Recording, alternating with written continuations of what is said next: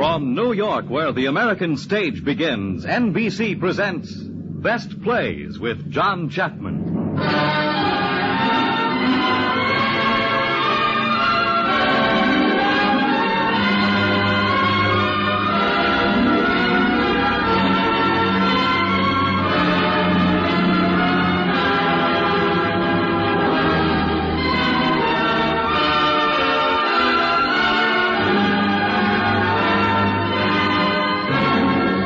Best Plays, a series of hour-length dramas based on the famous theatrical books begun by the late Burns Mantle, now edited by the distinguished drama critic of the New York Daily News, John Chapman.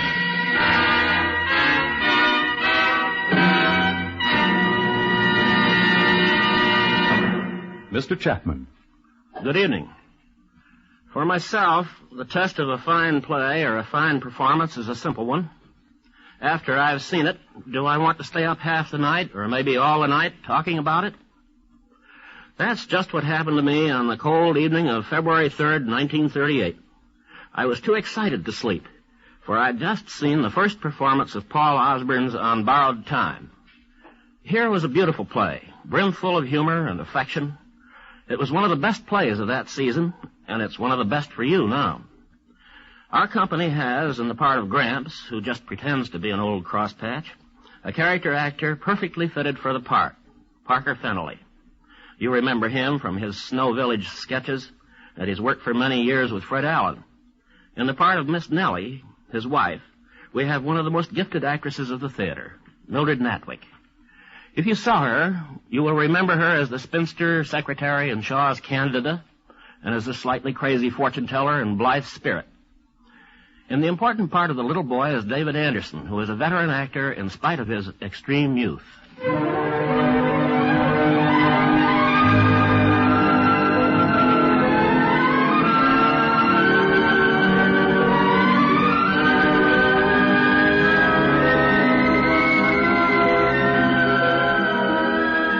Gramps and Granny Northrop live in a white clapboard house in the middle of town, with their grandson Pud and Pud's parents, Jim and Susan.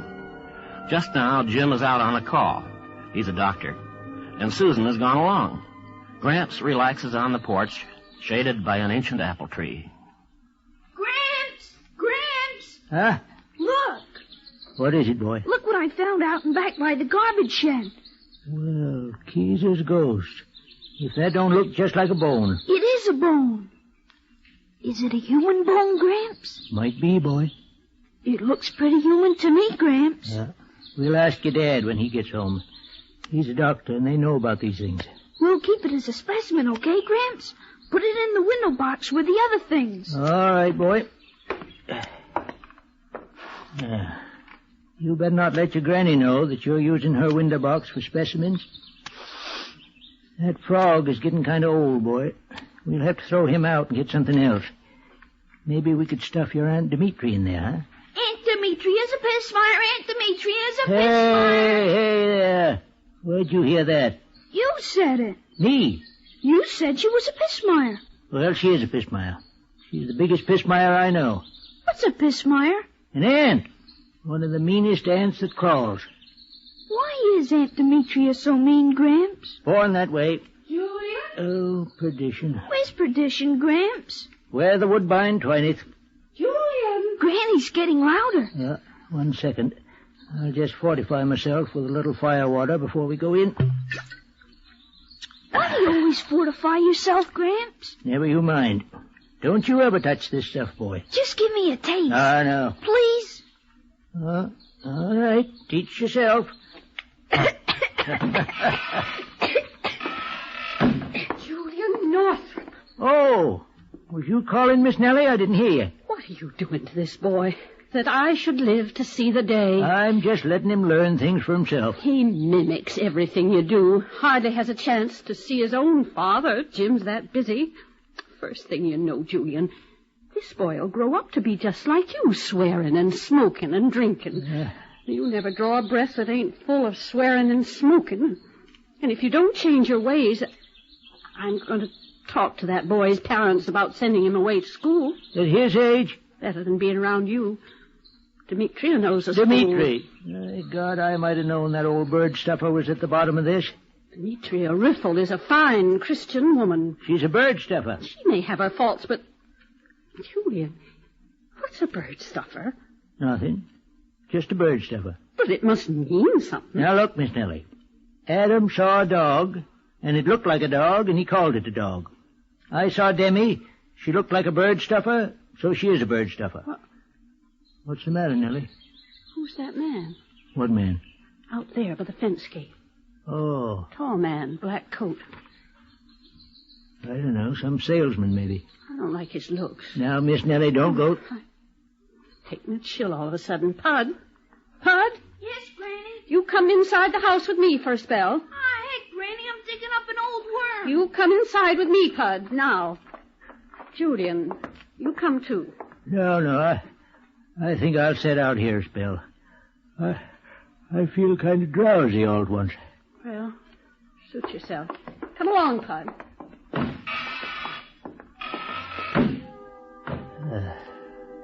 Guess I ain't as young as I figured. Mr. Julian Northrop. Huh?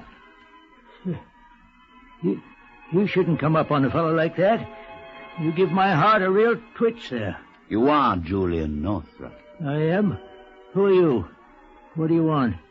I request that you come with me. You do, huh? Where would that be?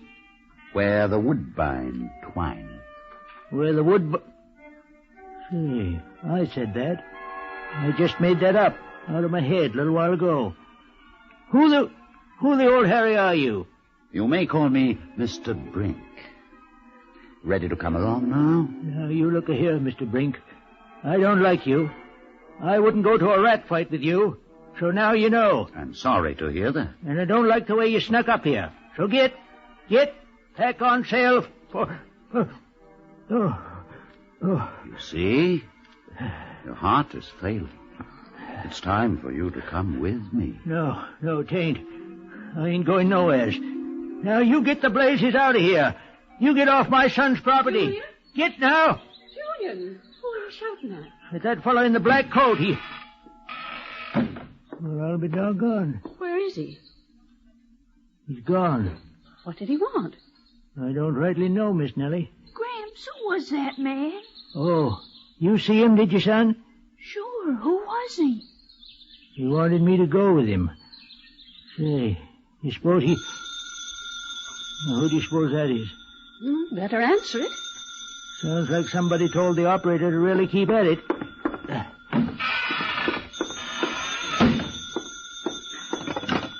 Dr. Northrop's residence?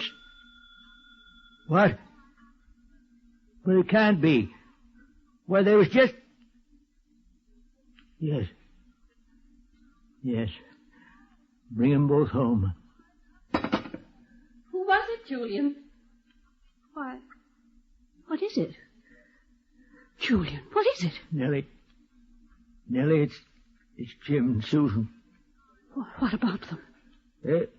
They was both killed in an auto crash. Gramps! Hey, Gramps, I just found a new kind of stone, Gramps! Come on out and play!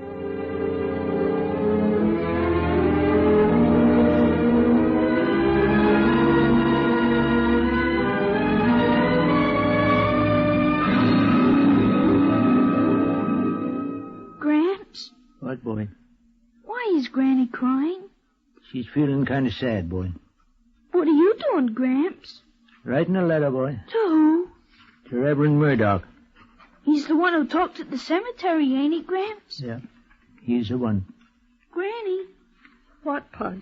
my papa was a brave man, wasn't he, Granny? Yes, dear. He turned his automobile right off the road so he wouldn't hurt a little boy, just like me. That's right, dear. But I must never forget that my mama and papa were taken from me, and I will never have any others. I'm an orphan. Who told you that dribble? Ain't Demetria? That darned old pissmire. Julian. Telling a boy things like that. The old hellion... Don't swear in front of Pud. I'm going to swear when I'm older. Gramps said I could. Did you say that, Julian? Yes, I said it. Now, let me finish this letter. What's so important about that letter? I'm sending Reverend Murdoch $50. $50? He looked kind of shabby when he was preaching that funeral sermon. I reckon preaching don't pay what it used to. Call it my good deed for this lifetime. Good deeds and leading a Christian life is two different things. I reckon. If you do a good deed and make a wish, it'll come true. What's that nonsense? It's true, Gramps. If you do a good deed and make a wish, the wish will come true. So make a wish, Gramps. All right. Soon as I think of a good one, boy. Who the devil's that? Come in. Why, hello, Demi. I was passing by. I thought I'd stop in. Hello, Julian. Yeah. There's my poor little lamb. Got a kiss for your Aunt Demetria. Why, what's the matter? I've had too much ladies' arms around me lately. Too many arms. Well, I'd like to have none arms around me for a while. Well, that's all right. Poor little Lammy, still thinking of his mama and papa. Oh, leave the boy alone. Julian. There, Lammy. Your Aunt Demetria understands. God has taken... Did you hear me, you old hellion, you? Would you deny the child Christian comfort? Oh, the howling blazes with Christian comfort. Come here, Pud. I hate you. Good boy. Julian, you're a demon. You whited sepulchre. Whited sepulchre, huh? You woman of Babylon. Don't be smart. Come on, boy. Let's get out of here before we lose our tempers. Come on. Well, did you hear that? He called me... I know. Revelation 17:5. Don't say it, Demi. Right in front of that sweet boy. I warn you, Nellie. It was bad enough when the boy's parents were alive, but now, with only Julian to teach him, why, he'll be swearing and blaspheming before you know it. I'm as worried as you are, Demi. You can't take care of him by yourselves. Well, we've got young Marcy Giles coming to live with us. She's going to help look after Pud. Did you say Marcy Giles? Moved in this morning. She's downtown buying a few victuals. Why, what's the matter? Well, of course, it's none of my business. What ain't? But if it were my grandson... What about it, Demi? Do you know something about Marcy? I should hope so. Carrying on as brazen as you please. She's in that young Bill Murdoch, Reverend Murdoch's son. Just a moment, Demi. Julian? What? Step inside a minute, Julian. It's important. Me too, Granny? You wait out there. Ah, shucks. You guard that apple tree, Pud. See that nobody steals any apples. Okay? Okay. Now, what is it? It's Marcia. Demi says that she's been carrying on with the Reverend Murdoch's son. Bill Murdoch? Good. He's a nice fella. Are you going to have that kind of woman around, Pud? What kind of woman? Stop your pussyfooting, Demi. What's she done? Kissing. Kissing? Right in the park, like you never saw. Fair to make your blood boil. They carry on like that in public. What do you suppose they do when they're alone? Well, but Demi, if they just kiss... Kissing? Ye gods, that makes me mad. That makes me so dang mad. Julian Northrop, you stop your swearing. Miss Nellie, I'm disappointed in you, listening to her. You're getting to be nothing but an old fool. Julian! Well, I'm sorry, Miss Nellie, but it's true. You can march right out of here. It's a pleasure. And old hellion even makes me fight with Miss Nellie. Did you hear that? He called me an old fool. He said he was disappointed in me. Oh, I don't see how you stand for it, Nellie. I don't. It just isn't any place to bring up a young boy. Always swearing and smoking that smelly old pipe. I wouldn't be surprised if the Lord took Jim and Susan just as a punishment to him. Oh, well, he don't mean all them things, Demi. He's just a rough-spoken man. Never setting foot inside a Christian church. Well, it ain't that he sneers at religion, Demi. He just don't have no interest. Well, it's no place for a boy of Pud's age. I suppose you're right. Sometimes I wonder if maybe you shouldn't bring him up. Me? After all, he's your own sister's child. Julian and me ain't getting any younger. Matter of fact, Demi, I ain't told a soul, but I've been feeling right peaked lately. I'm sorry to hear that. And Pud is your own sister's child. I've often thought of it, Nellie, but I couldn't afford to give Pud the things he needs. Unless Jim left a will or something. Did he, Nellie? He did, Demi. Well, think of that. And how much, is the little lammy taken care of? Jim left $15,000. $15,000? Dear little lammy. Nellie, maybe you're right. About what? Maybe I should adopt Pud.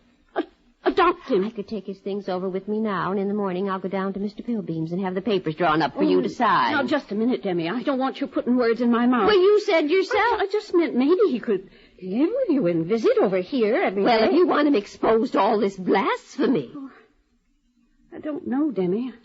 I just plumb don't know, and I'm too tuckered out to think about it. Maybe if I just put my head back and think for a moment. Very well, Nellie. You make up your own mind. Just remember that the boy is being spoiled. I'll be by in the morning. Goodbye, Demi. Goodbye, Nellie. You get some rest. You don't look very well.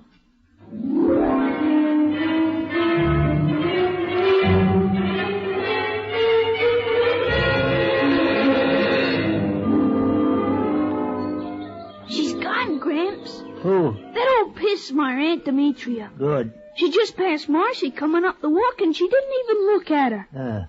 Well, we'll look at her twice, just to make up for it. Here she comes. Gosh, I sure wish Granny would knit me a sweater with bumps on it the way Marcy's has. Hush, child.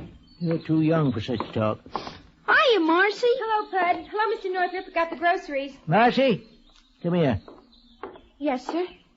Don't you know it's a sin for a girl to kiss men in the park? Well, I didn't kiss men. I only kissed one man. Oh, well, that's different. Next time, you bring him up here and kiss him.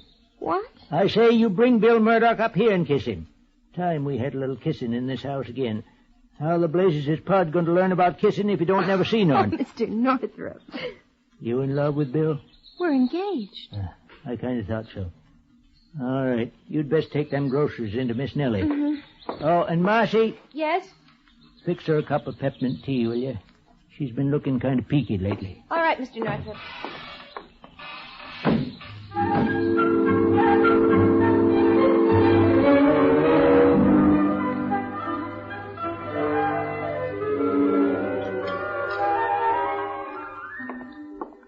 Here's your tea, Mrs. Northrop. Oh, just set it down, Marcy. Is there anything wrong, Mrs. Northrop? Wrong? Oh, no, there's nothing wrong, Marcy. I'm just kind of tired. I'm going to sleep in a minute as soon as I finish this knitting. Now, let me see. There was something I was supposed to talk to you about. What was it? Well, there, I've forgotten. Couldn't have been very important. Marcy. Yes, Mrs. Northrop? Marcy. You just see that Julian always has his pipe. Will you do that? Oh, yes, Mrs. Northrop.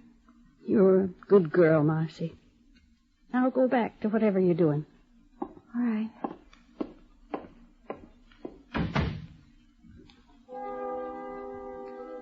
Don't you think you have done enough? That you, Julian? No, not Julian. Who is it? It's Mr. Brink. You seem rather tired. I am kind of tired, Mr. Brink. I thought so. Well, you're to come with me now. Come with you? See here. What call have you to come button in here? I usually come to bedrooms. It's much more comfortable. What is? To come with me. Why should anyone go with you? It's customary. Oh, well, you might as well sit down and wait, because you needn't think I'll stir until I've finished this knitting I'm working on. I'm narrowing off at the top now. Yes, I know you are. What do you know about knitting? I don't mean the mitten, I mean you.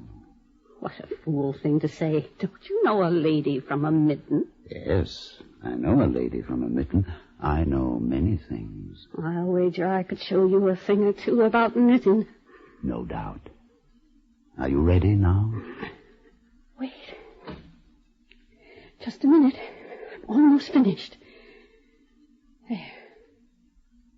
That's got it. Don't that red stripe look well with the gray?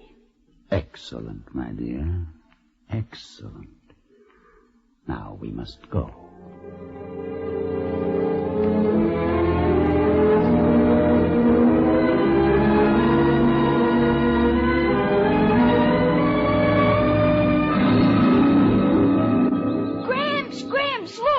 Look where? The apple tree. Those boys been stealing apples again, Gramps. Oh, so they have.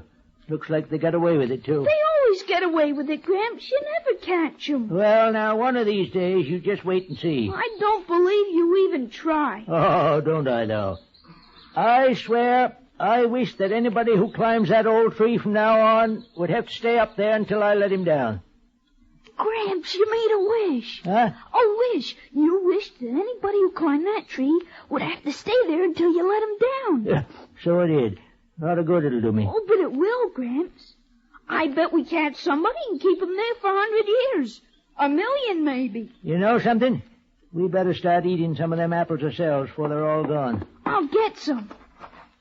You'll let me down, won't you, Gramps? Well, I reckon so, yeah. Boost me up, Gramps. Okay, boy. Easy now. 1, 2, up you go. Got the apples? I got 'em, Gramps. Yeah. Great big red ones. Now, you know I can't get down until you let me. My Lord and Miss Boopy-Doop, you sure do beat the trolley cars, boy. I wished it, Gramps. Yeah, I reckon I did, boy. Well, in that case, I'm liable to keep you up there all week, maybe 100 years. But you said I could come down before, Gramps. Yeah, I changed my mind. Matter of fact, I might leave you there while I go down to Millball Park to pick up another frog for our collection. Then I'm coming down. Oh, but you can't, boy, 'cause you're under my magic spell. Gramps! Huh? I can't let loose. No, of course you can't. You can't go breaking my spells like that. But honest, I can't, Gramps. That's what I said. Let me down, Gramps. Let me down, please. My arms is tired. Gramps, let me go. Gramps! No, you're stuck now. Oh, what's the matter, boy? Gramps, please, I really can't. All right, come down. I break the spell. Yeah. I couldn't let go honest. I thought you was just fooling. I was fooling at first. Then my hands wouldn't move. Doggone, boy. If I don't believe you really thought that tree could hold you. Well, come along. Let's go inside and see if Master's got lunch ready yet. Gramps. What? There's that man again. What man? The one in the black coat. He's just going down the walk. Oh, so it is. He must have come out of the side door of the house. What's the matter, Gramps? I don't know, boy. I got a sudden sort of a chill. Come on, we best go in and make sure Miss Nellie's all right. Miss Nellie! Miss Nellie! Here comes Marcy downstairs. Come quick. What is it? It's Miss Nellie. What's wrong? I'm not sure, but I think she's... She's what? She's what? Speak up, girl. I think she's dead.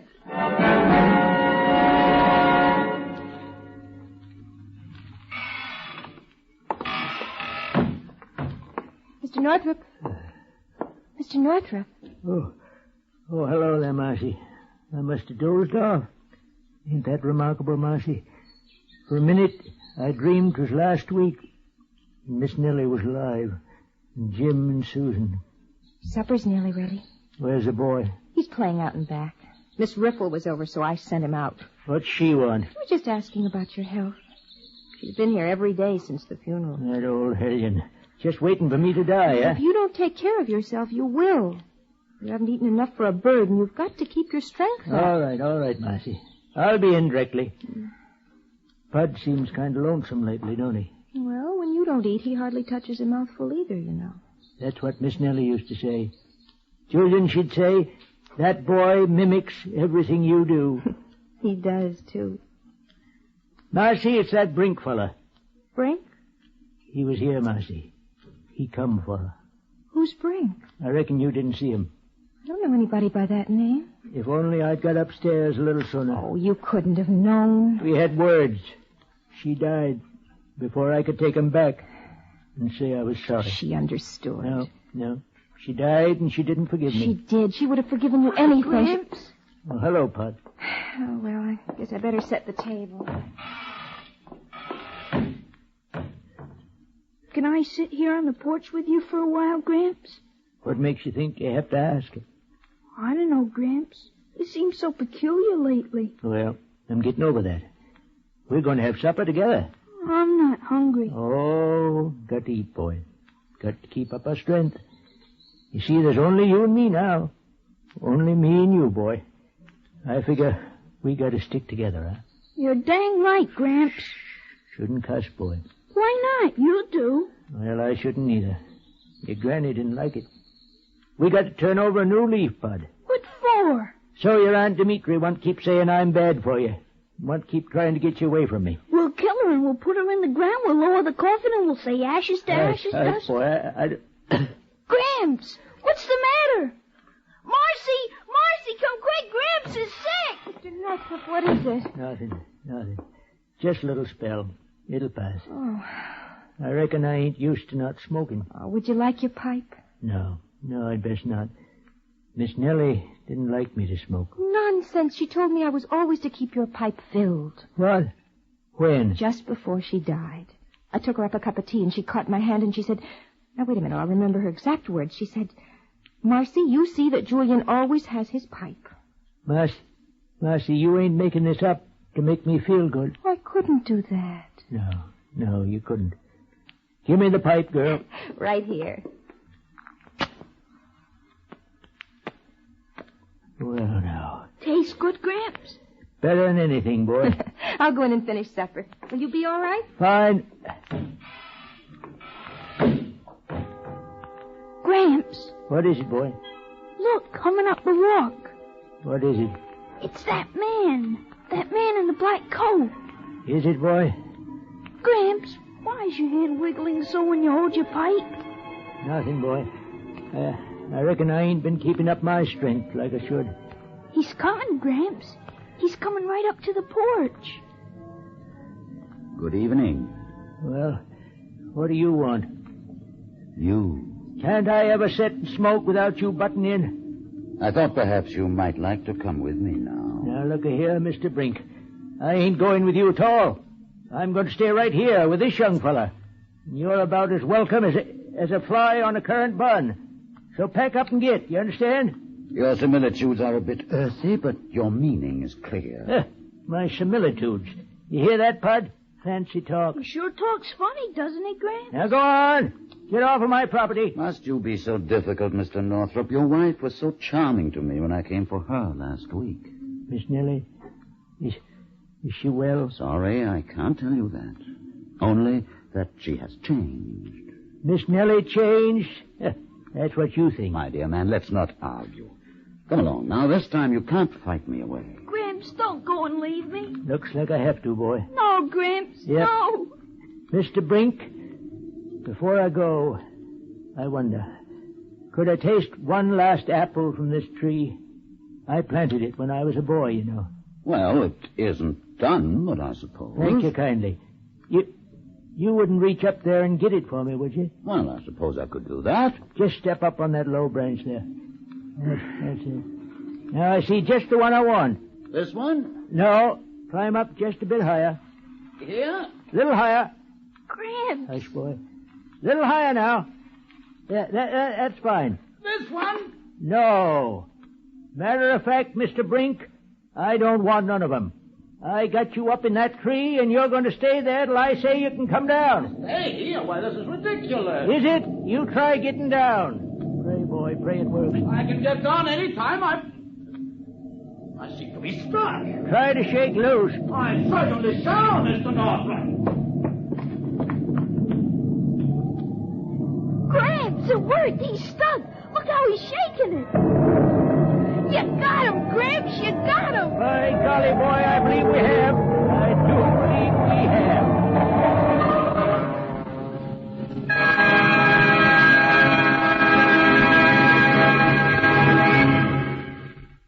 In a moment, we will continue with Act Two of the Best Plays production of On Borrowed Time, starring Parker Fennelly and Mildred Natwick.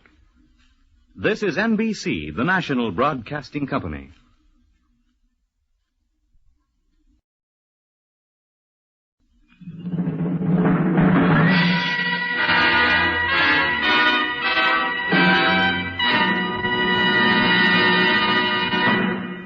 We return now to the Best Plays production of On Borrowed Time, starring Parker Fennelly and Mildred Natwick. Now, here again is John Chapman. The modern theater is called realistic or naturalistic, and so it is most of the time. But at almost any season, you'll find plays that go venturing off into some world of imagination, of fancy, like the one we're hearing now. This season, we have Helen Hayes on Broadway and Mary Chase's delightful fantasy, Mrs. McThing. In 1938, we were specially lucky, for there was a stirring mixture of fact and fancy on the stage. There was such hard realism as Of Mice and Men and Golden Boy. But there also were worlds of make-believe to discover in Thornton Wilder's Our Town, Maxwell Anderson's The Star Wagon, Alfred Lunt and Lynn Fontanne having fun with the legendary Greek gods in Amphitryon 38. And, of course, there was On Borrowed Time, where a little boy has death himself held powerless in an apple tree. Act 2 is ready, so let's listen now to what happens.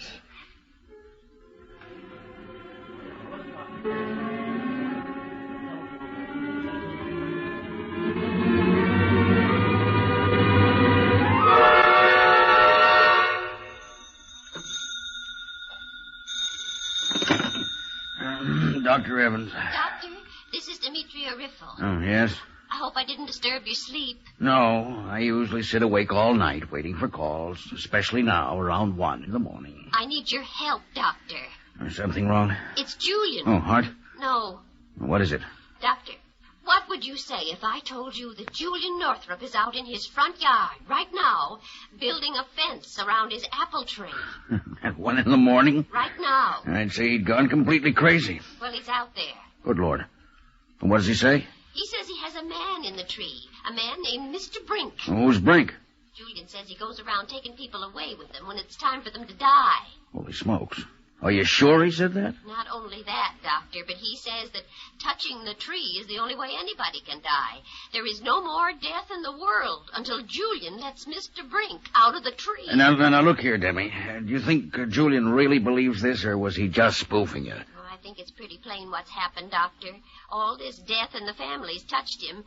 He's an old man, and his mind suddenly snapped. I find it hard to believe. I called you so you'd come over and take a look for yourself. Huh? Now, look, couldn't we make it in the morning? Dr. Evans, my nephew Pud is living in that house. If Julian is insane, I intend to get the boy away from him before something terrible happens. Well, I'm not a psychiatrist, Miss Demetri, but I'll go over there. If I think Julian's out of his head, we'll get a court order and get the boy away. You meet me there in, say, 15 minutes.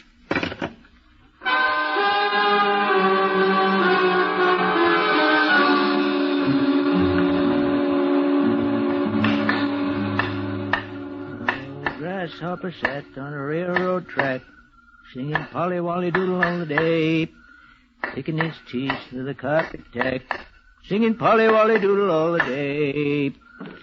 Yeah. Mr. Brink? Yes? Just making sure you're still up there. Oh, I'm still here, Northrop. Fine. I don't know what you had to go making yourself invisible for. I think it's better that way. When the time comes, the right folks will be able to see me. Don't worry. Time ain't coming till I decide. I can wait. Glad to hear it. Julian? What the devil is that old fussbot doing here this time of night? Julian, I brought Dr. Evans. I told you not to tell anybody. Oh, it's all right, Northrop. I was interested, that's all. Demetri tells me you've actually got somebody sitting up in that tree. Only we can't see him. That's right. And nobody in the world can die anymore. Not unless they touch that tree, no. Are you serious about this? Would I be building a fence at 1 in the morning if I wasn't serious? What makes you think a person will die if he touches that tree? Because I see 2 stray cats and a dog touch it already tonight, and all 3 of them are stone dead. I see. And you can talk to this Brink fella? I can. Would you? What for? Well, I thought perhaps if you talked to him, you'd find out he wasn't there. You don't believe me, eh? All right, by golly, I'll show you. Mr. Brink? Sir? See, he calls me sir. There, he thinks someone is answering. Humor him. Talk some more. I hope you ain't mad at me, Mr. Brink. I think I may be allowed some slight irritation. Well, now, I had good reason for putting you up there. You see this old bag here? Her name is Demetri Riffle. Did you hear that? Quiet. You got her on your schedule yet? Riffle? Yeah. No such name has come to my attention as yet. Well, it better, Mr. Brink, because I'm going to keep you up there till it comes time for you to exterminate her. My dear man, that may be a long time. Well, that's how it's going to be. I ain't letting you down until there ain't no chance of her getting her hands on my little grandson. Very well, Mr. Northrop, but I think you'll regret it. I'll take my chances. Well, Doc, you satisfied now? Yes. I'm satisfied that there's no one up there. You mean you didn't hear him? You were talking to yourself. And just to prove it to you, I'm going to pick an apple off that tree and eat it. But you darn fool, after all I've been telling you has happened already. I insist, Northrop. Now look out. Doc, you make one move to touch that tree, and so help me, I'll brain you with this hammer. Julian! I mean it. Doctor, look out! All right, Northrop, all right. Now calm down. I just wanted to make sure you weren't joking. Well, now you know I ain't. Yes, now I know. Well, we'd better be getting along, Mr. Mitri. I'll be by in the morning, Northrop. Anytime you please. Good night. Good night. Oh, don't worry about any patients dying for a while yet. Well, Mr. Brink? Well, Mr. Northrop. Fence is all finished now. I'll see you in the morning. In the morning. Don't go away. I won't.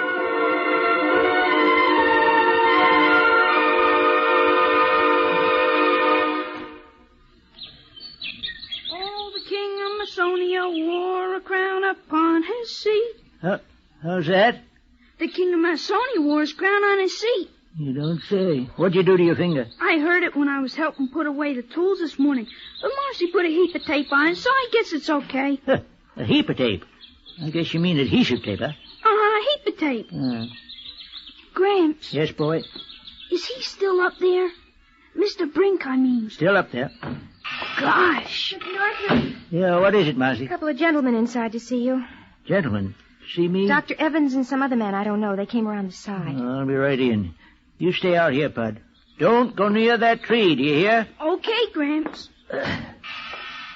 Well, morning, Doc. Northrop, this is Mr. Grimes. Pleased to meet you. Likewise. I was telling Mr. Grimes about your tree. Oh, I reckon you don't believe that he's up there either, Mr. Grimes. Oh, sure, I believe it. I was just going to ask you to come along with me and meet a fellow at my place who wants to hear about it. Oh, well, it's this way, Mr. Grimes. I don't want any more people knowing about this. You see, I want... Northrop, there's no point in beating around the bush. I've got a court order here to take you to an insane asylum. I want... Now, it's this way, Northrop. Demi put you up to this so she can get the boy. There's no use fighting it, Northrop. Listen, there ain't nothing wrong with me. Now, are you coming along like a good fellow, or do I have to put a straitjacket on you? You'd do that, would you? Unless you're a good fellow. Well, I reckon I might as well go along peaceful, then. That's a good fellow. Of course, I can't go without my badge. What badge? My veteran's badge. If I'm going to march up to that bug house, it's right in the desk drawer. I'll get it. Now, Northrop. It's all right, Doctor. You got to know how to handle them. That's it. Here it is, right here. Now then. Northrop, put down that gun. Hold still. Put it down. You know, you got to humor a crazy person. If you don't humor me, it's liable to drive me plumb wild. Now, be reasonable, Northrop. That's just what I'm going to do. I ain't going to no bug house. And I ain't letting that old she-cat get Pud. But I see I got to prove that what I've been saying in reference to a certain Mr. Brink ain't no poppycock. You won't get away with this. Maybe not. You got your medicine satchel, Doc? Yes, I have it. You maybe got some poison in there? Enough, say, to kill a fly? Poison? Well, of course, but... Good. I'm making a bargain with you, then. And you'd best take it, too, because otherwise I'm just liable to go wild as all get out. What's the bargain? Doc, you take the worst poison you got in that bag and put it in a tumbler. I'll catch a fly and put him in the poison. If that fly dies, I'll give myself up. But if he lives, you swear I'm sane, huh? That's fair enough. Can you trust him? I think so, Mr. Grimes. Now, don't worry. I know darn well I can kill a fly. No, you can't, Doc. Northrop, if I can't kill a fly, I'll quit medicine. Pour it out. Okay. Okay. Mr. Grimes, you get a fly. There's one on the window pane. Okay. Yeah. There. Got him? Right here. I'll drop him in this tumbler. You, got poison enough? There's enough poison in this glass to kill a team of horses. Okay. He's in. Mm-hmm. He ain't much of a swimmer, is he? How long you been practicing medicine, Doc? 31 years, and I can still kill a fly. Well, you live and learn. Yeah. Take him out and put him on the table. Looks kind of sick, don't he? Never saw anything better than that fly, Northrop. Wait a minute. Give him a chance. Well, Doc?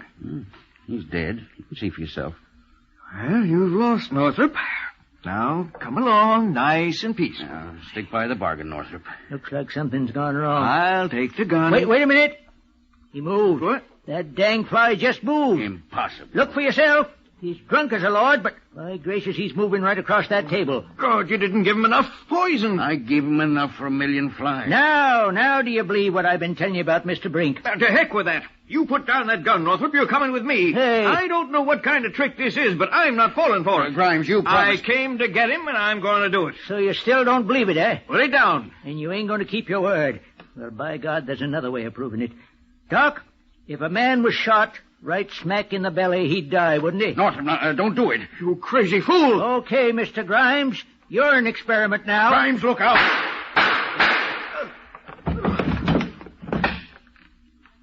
Oh, you crazy fool. You've killed him. He'll be dead in an hour. I don't think so, Doc. But I sure hope Mr. Brink stays up there. Because if he comes down now, I'm in one terrible fix.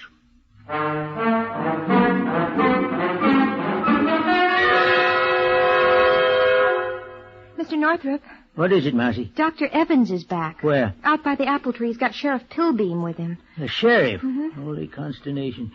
You don't suppose Mr. Grimes up and died? I don't think so, but the two of them are acting kind of peculiar. How's that? They've got a fishing pole, and they're fishing through that fence you built around the apple tree. Concerned fools. Let me get out there. What the tarnation is the matter with you two? Oh, hello, Northrop. Better reel in, Sheriff. Okay, Doc. Dead? Dead as a doornail.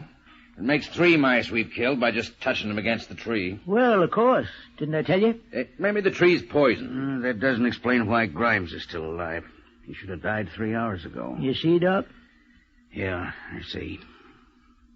Northrop, you can feel right proud of yourself. What do you mean? There's a man in my hospital who's been suffering for years, in constant pain. I'm sorry to hear that. Day before yesterday, I decided to operate on him. The operation was a failure. He's in more pain than he ever was. I expect the best thing would be death. Well, I'm sorry, Doc. Then there's that nice old lady in 2C, Mrs. Trenner. The one that used to keep all the dogs? That's right. Say, I forgot all about her. Everybody has. She's been in that bed for 6 years with only one idea. To die as soon as possible. This is just happening in one small hospital in a small town. In Gainesville, they have 2 hospitals. There are thousands in the world. And they're full of people just like that. Now, Doc, Sheriff, I'm right sorry for them people. But if you're trying to get me to let Mr. Brink out of this tree, you're on the wrong track. Think about it for a minute. No more death. Nobody died last night. Nobody's going to die tonight or tomorrow. I don't give a hoot. Brink is up there and he's going to stay there. Okay, Northrop. We're going. Oh, by the way, did you ever see a man 100 years old? What are you driving at? By the time Bud's a young man, you'll be about that age. Say, if I ever get like that, I'd let Mr. Brink come and get me. I ain't ever going to be no nuisance to Pud. Okay, Northrop. But I warn you, I'm going to do everything I can to make you take him down today. And so is the sheriff. Right. And, I thank you for not letting me eat that apple. You can have one now if you want it. I think you'll regret that I didn't eat it before I'm finished. Oh, come on, Sheriff. Mr. Brink, Yes? if I let you come down, I'm the first to go, eh? That's correct, Mr. Northrop. Do you think what Doc said is right? You think I might become a nuisance to Pud? I think so, my good man. Yeah. Here comes Casey, bingity bing. Ow, look out, I'm an express train. Choo, choo. Out of my way, Gramps. Here comes Casey Jones. Hey there, watch out.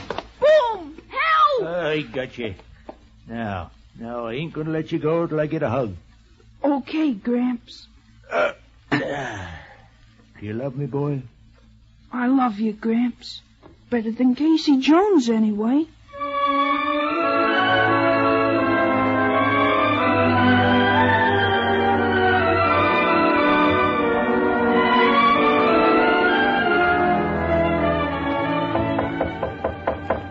See who that is, Marcy. Well?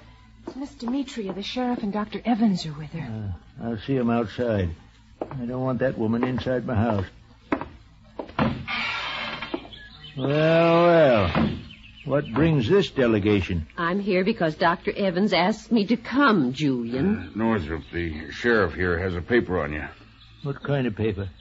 Read it, Sheriff. Skip the hogwash. Read the important part. Whereas Dr. James Evans, having testified that Julian Northrop is incapable of managing himself or his property, it is the order of this court that he be committed to the Gainesville Institution for the Insane. What? According to the laws of this state. And it is further ordered that custody of the child, John Guilford Northrop, known as Pud, be awarded to his aunt, Demetria Ripple. So, that's your game. That's my game, Northrop. I warned you. I'll be good to the boy while you're in the asylum, Julian. Come along, Northrop. Pretty smart, ain't you, Doc? You figure I'll let Mr. Brink down before I'd go to the asylum. That's what I figured. Well, you just figure wrong. Because I've just about decided that I ain't so good for Pud anyways. Now, if you'll give me a minute with the boy, I'll come along with you. No tricks now. I just want to talk to him. I'll be out in a minute. I don't know. Let him go in, Sheriff. Okay, Doc. Pud? What's up, Gramps? Sit down here, boy.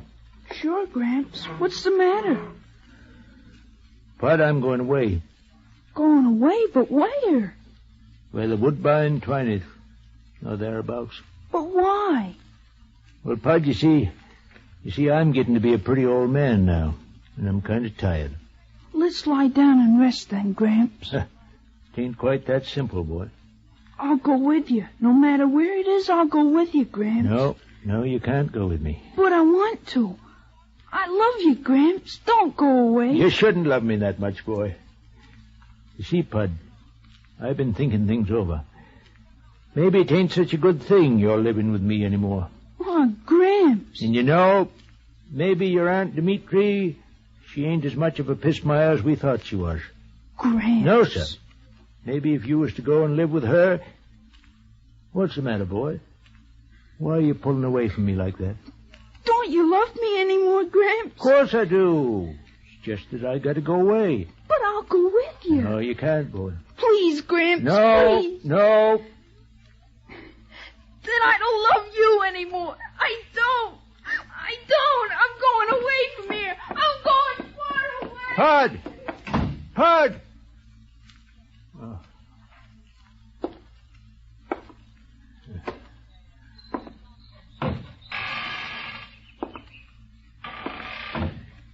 Ready, Northrop? In a minute. Demi? Yes, Julian?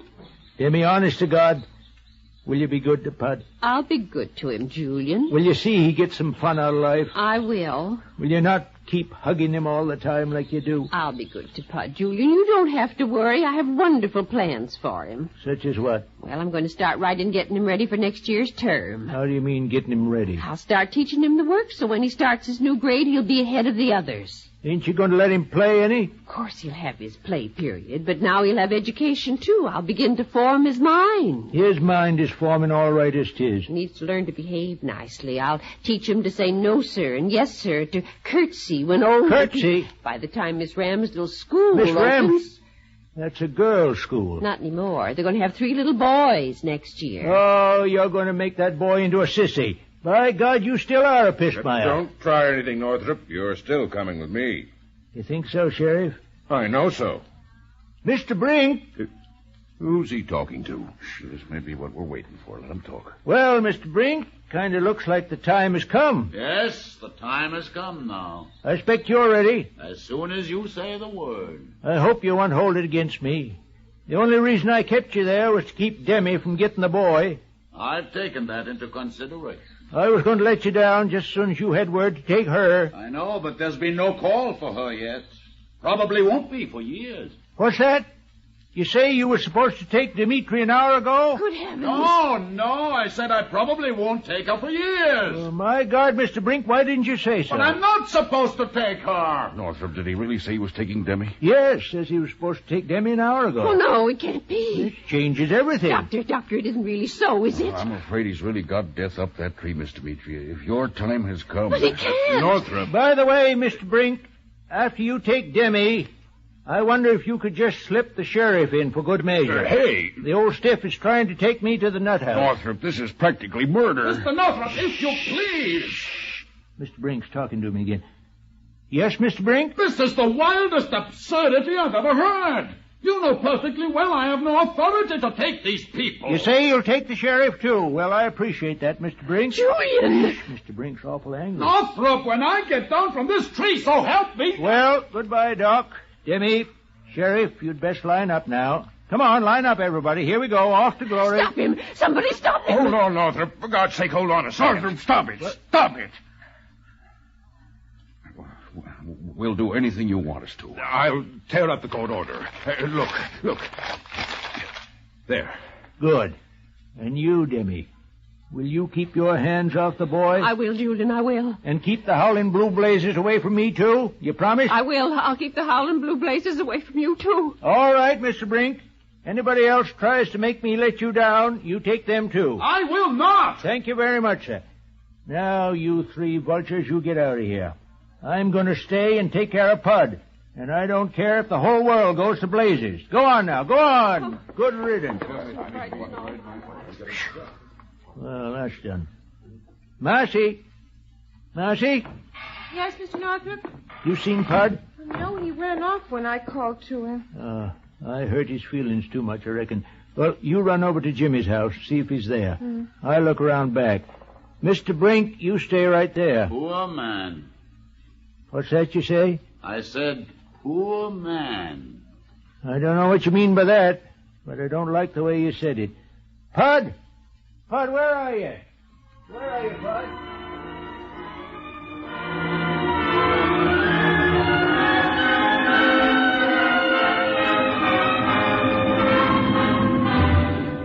Well, hello there, Pud. Oh, Mr. Brink, Your Gramps and Marcy are looking for you. I don't care. What's the matter? They don't love me anymore. What are you going to do? Run away? Well, you're not big enough to run away, my little man. I am so, and I'm not your little man. I'll spit in your eye. I'm afraid you couldn't reach I me. could, too, and I could climb up on that fence. You'd be I afraid. would not, you big squasher hopper shoppers. I see you can make up words, too. I can do anything. Except climb this fence. I could do it with one hand. Let's see. All right. You'll never get up on that side. Better come around here. It's much easier. Ouch! What happened? I scratched my hand on the fence. I have to get some heat protector. Baby calf, afraid of a little scratch. Who's a baby calf? I'll show you. First, one foot up here, then... Splendid. Come on now. Just a little more. Get one leg over. There. You're up. Gosh, I can see far from up here. Can you see me now, Pud? Yes. Gee, why do you make your voice so whispery, Mr. Brink? Do you like it? Yes. Good. Look at me. Gee, you've got funny eyes, Mr. Brink. They make me dizzy. You've got ghost eyes. Look at me again. That's right. Keep on looking at me. Now, give me your hand. Lean forward. A little more. A little more. Now. I'm falling! Brink, Brink!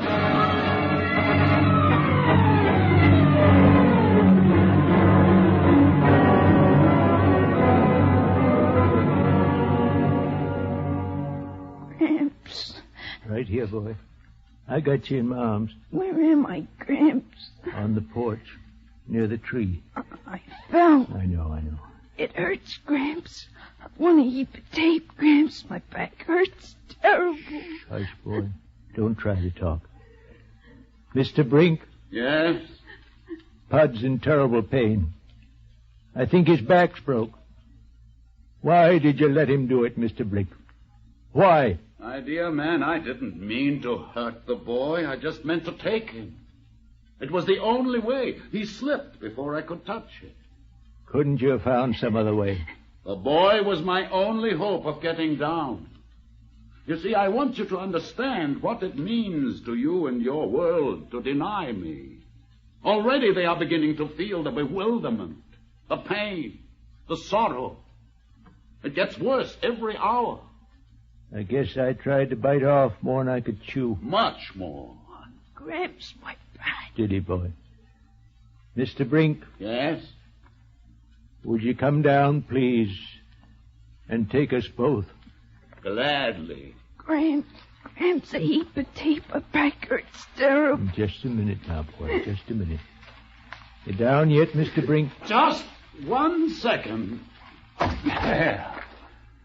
Now, I'll just touch you. No, first you, Mr. Northrop. Say, Pud feels light as a feather now. Now, Pud. Hello, Mr. Brink. Hello, Pud. Are we dead at Gramps? Must be. I feel like a 2-year-old. How do you feel? I feel like a 2-year-old too, Gramps. Mr. Brink, why didn't you tell me it was going to be like this? My dear man, I've been trying to tell you how pleasant it is, but you wouldn't listen. Come along, both of you. Where are we going, Gramps? Yeah. By golly, where are we going, Mr. Brink? You'll find out. How long will we be there? For eternity. How long is eternity, Gramps? Right smart piece of time, boy. Anyway, we'll be together, won't we, Gramps? You're dang right we will. Julian? Julian Northrop? Do you have to use such language in front of the boy? Miss Nellie. Mr. Brink, I thought you said she'd changed.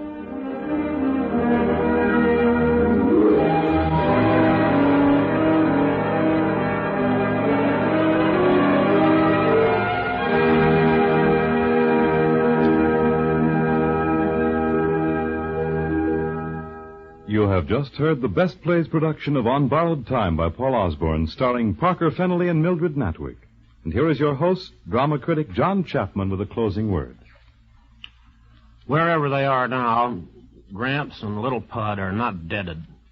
Nor will they be, so long as there is a theater somewhere. It was a privilege to bring you this Best Play by Paul Osborne. And I might add that Mr. Osborne has another success on Broadway right now, Point of No Return. Next Sunday, for a change of pace in this series, we'll bring you what I consider the best thriller of the modern American theater, Patrick Hamilton's Angel Street. The company will include the stars who played in the Broadway production, Vincent Price, Judith Evelyn, and Melville Cooper, with Elizabeth Eustace and Marjorie Maud. This is Chapman saying goodbye until then.